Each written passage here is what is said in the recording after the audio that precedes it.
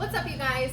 We are in our barn and we're going to recap our Colorado trip. We went to Ouray, Colorado a couple weeks ago. It was one of my bucket list dream trips, and so I'm going to show you all of our videos and talk about the trails we did and hopefully answer any questions that you may have about traveling to Ouray, Colorado for off-roading.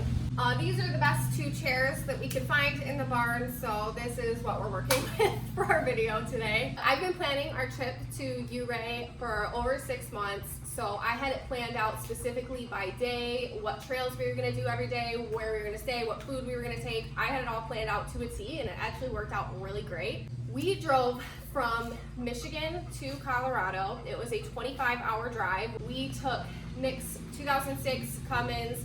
We pulled our 32-foot gooseneck with our truck bed camper on the front of the gooseneck and my Jeep on the back of the gooseneck. We drove a whole weekend. It took us 2 full days to drive out there. So we had 5 whole days to spend out on the trails on our vacation before we had to drive home again. So in this video, I'm gonna go over what trails we did what day and show you all the videos and the pictures and everything that we got from those trails. Hi, Editing Becca here real quick. I just wanted to make it a point and say this was our vacation, so we tried to take in as much as we could, not from behind the camera lens, so I do not have video of every single spot on every single trail or anything, but we did stop a lot and get pictures and videos, of course, like when we did. So just so you know, I don't have a full video of every single trail. I just wanted to show you the content we did get. We've been watching YouTube videos for like almost the whole 6 months that I was planning this trip, to see what the trails looked like, which ones we wanted to do the most. And so on day 1, we did the trail that I was the most excited about. I wanted to do it right away, which was Imogene Pass. Imogene Pass starts off as a woodsy, rocky trail until you get up towards the mountain. This is the most incredibly scenic trail I've ever been on my entire life. It features Poser Rock, which is like Colorado's top of the world, and the peak is over 13,000 feet. I believe this is the tallest trail that we did while we were in Ouray. It's not a technically hard trail, but the views are so insanely incredible. This is an absolute do not skip if you travel to Ouray. The second trail we did that day was Ouray Pass. What's up? We are on Ouray Pass right now. We just did Imogene Pass, and so our second trail of the day is Ouray, and we're just going up. It looks awesome. Ouray Pass is a short trail. I think it only took us about an hour and a half to complete, and that is with stopping for pictures. But the west half of this trail is what makes the whole trail. It is this beautiful gravelly shelf road on the edge of a mountain, and the views are incredibly awesome. Once you reach the peak, the eastern half of this trail gets to be a little more woodsy and a little less scenic. Overall, I would rate this trail to be one of the easiest ones in the area, but it was great just for the sights. On day 2 of our trip, we conquered Black Bear Pass, which is a trail I had nightmares about for a few weeks just because everyone on YouTube made it sound like it was horrifically terrifying, so close to the edge that you were just gonna roll off and just really risky. So first off, what most people don't tell you about Black Bear Pass is that about 75% of the trail is just these gravelly mountain roads that you see here. The peak is well before you ever reach the switchbacks, so it is mostly a really easy trail. It's just kind of rocky in the beginning, but nothing that any four-wheel drive vehicle can't handle. And at this point, the trail was not at all what I had expected. Then you get to the steps, which everyone says is the hardest part, and videos did make it look really scary. So as I was going through the steps, I was thinking, the scary part is coming up soon. At some point, it's gonna get really hairy. And by that point, I was already through them, and it never got scary. So we didn't actually get any pictures or videos of the steps because it went by so quick and we were already through it. But this turn right after the steps is supposed to be something super scary too, but it was plenty wide enough for my Jeep. I don't know what there was to be nervous about compared to like the whole rest of the trail. But from up here, you have this awesome view of Telluride down there, and this is where the switchbacks start to begin. So the first couple switchbacks are really tight, and at least in my dumb school bus, definitely required multi-point turns. But the further and further down you got, the easier they got along the way. And besides the really pretty view of Telluride down at the bottom, there is also the Bridal Veil Falls waterfall. And one thing to note is once you get closer to the bottom, at least for us, we ran into a lot of hikers, so we had to keep going really slow so we could go past the hikers. And then that day we did Imogene again backwards because we had to get back to Ouray from Telluride anyway. So Nick drove Imogene on the way back since I had driven it the day before. On day 3, we did Mineral Creek and then the full Alpine Loop. Mineral Creek was just the trail that we took to get from Ouray to the Alpine Loop, but it was the coolest part of our day for sure. It was really rocky. It had a lot of rocky switchbacks, so there was a lot of technical areas, which is something that I love. It was nothing too complicated, but if you had a stock vehicle without lockers, it definitely might have taken you a couple attempts to get around some of these obstacles because there weren't bypasses for everything. But of course, there's a really cool shelf edge too, which makes for a really scenic trail. I would say Mineral Creek was the coolest part of that day. Engineer Pass had a really scenic view up at the top, and after Engineer Pass, we reached a spot where there was a huge field of sheep, which was funny because you could hear, they were so loud, that whole herd of sheep, flock of sheep. Gaggle of sheep, I don't know.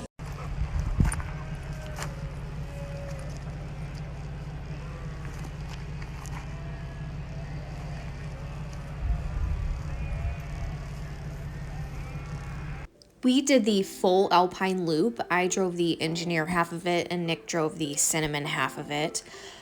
All of the sights to see and the mountains that you go over are on the west side of the loop. So Nick and I decided that if we had done this again, we probably wouldn't do the full Alpine Loop. What we would have done was go up Engineer Mountain, maybe over to where the sheep were, and then turn around and come back, and then go down to the Cinnamon Mountain and go up that and turn back. Obviously that requires a little bit of backtracking, but it would have given us extra time to do a whole nother trail down to Silverton. Probably we could have did like California Gulch, which is something we didn't have time for because we did the full Alpine Loop.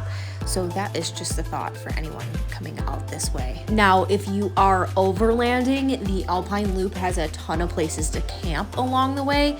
So maybe don't pass on the full loop if you are planning on staying the night. On the west side of Cinnamon Pass, there is Animal Forks, which is a small abandoned mining town. On day 4, we went up Mineral Creek again, but not the full way to Engineer Mountain because on day 4 we did Poughkeepsie Gulch, which I think is how you say it, Poughkeepsie Gulch. That was, in my opinion, the coolest wheeling that there was there. It was a really rocky trail that of course has the wall, which is a notorious rock climb. So it had the most technical trails, and I really enjoy that. That's what I like in wheeling. So we had a really awesome time that day.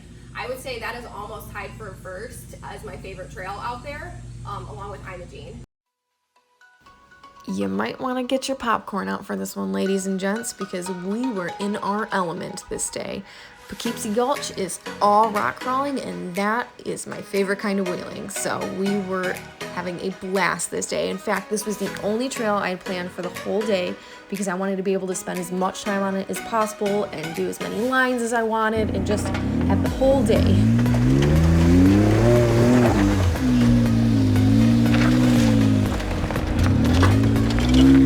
Nick and I both absolutely love rock crawling, so I have a ton of video from this day because Nick was just as pumped as I was, and he was out with the GoPro pretty much the whole day. There wasn't a single spot on this trail that wasn't scenic or wasn't cool rock crawling. The whole trail was awesome. So these are all the possible lines at the wall. There's this notch here doesn't look like much, but it's really tight, and that is the wall itself right there. And then there's this other line over here.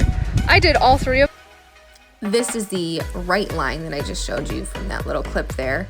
It's the easiest line, however I hung it way further right than most people do. I don't know, I was just trying to make it a little more exciting because that's pretty simple. I don't have a video of me doing the left line, but I did it a few times. And this is the notch, the one in the middle.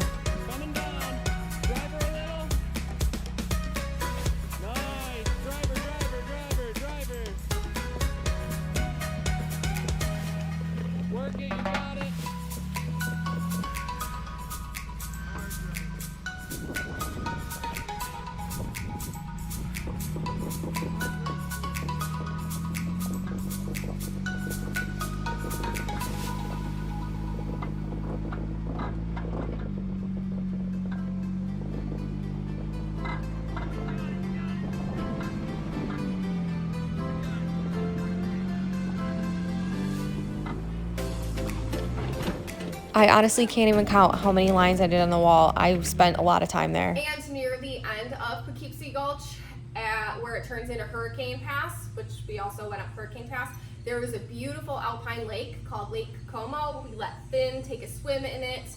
His reward for being tolerant of riding around in the rocky Jeep rides is he gets to go swimming. So he did get to go swimming in that lake. It was really cold, but he loved every second of it. It was a really cool spot to stop and eat lunch.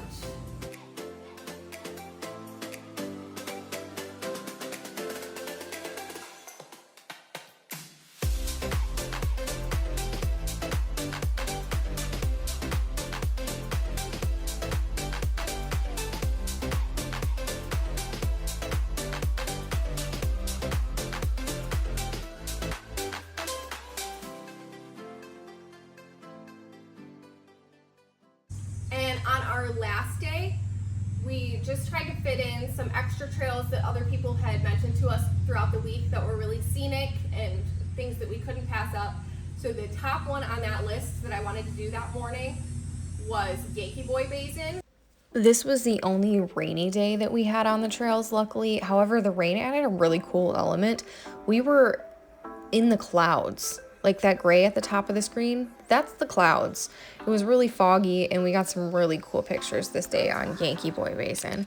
This is definitely one of the more scenic trails in the area, so don't pass this one up if you go there.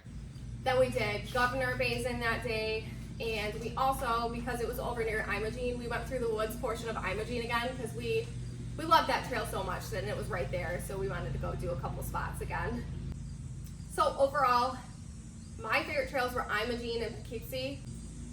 Most people say the trails out there look like they're so scary, but really you're going so slow and just enjoying the ride. It didn't scare me at all. What scared me more than anything was the $1 Million Highway, which is the road, it's the only main road that you can take from Ouray to get to a lot of the trailheads where we started our trails. This here is the $1 Million Highway, which is the most dangerous road in the country, so that's exciting. There are several switchbacks in which you are recommended to go no faster than 15 miles an hour, but all the regular Colorado people want to go faster.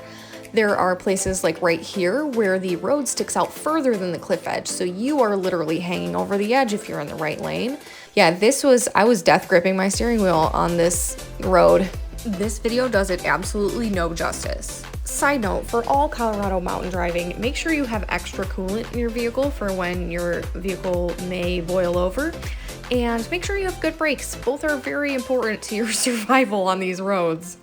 A large majority of the trails in Ouray, Colorado branch off of this highway. So if you come here, you will absolutely have to drive down this road at some point.